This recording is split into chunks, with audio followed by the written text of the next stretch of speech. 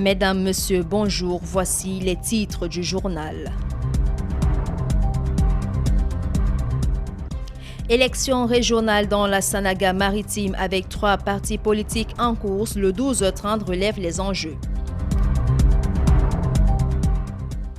Frais de scolarité et délais de paiement, que disent les responsables d'établissements à quelques semaines de la fin du premier trimestre?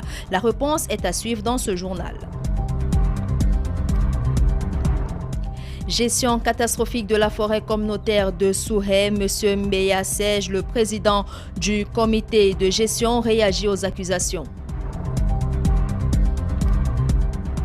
Sida et données statistiques au Cameroun, le district de santé des ECA fait parler les chiffres, c'est tout pour le sommaire.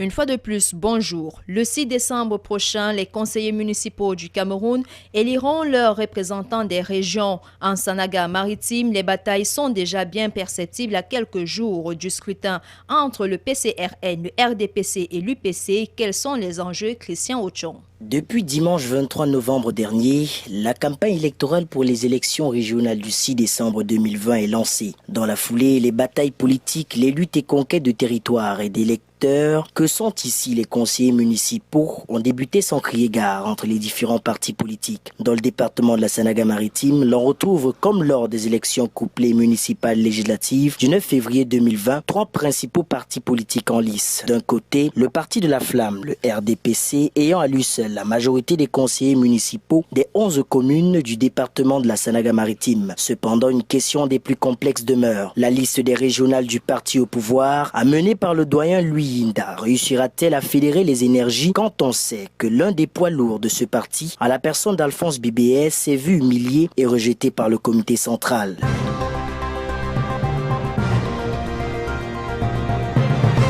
Du côté de Souhé, où la gestion de la forêt communautaire est objet de scandale, M. Serge Mbeya, le président du comité de gestion de la dite forêt, s'exprime sur un certain nombre de questions et d'accusations sur lesquelles il est impliqué. Il est au micro de Guillaume Dombolmbey. Je ne parle pas du GKGM, c'est le gestionnaire de la forêt communautaire qui est partagé par 4 villages. Village de Souhé, Sondeng, le Cabo Ndjok.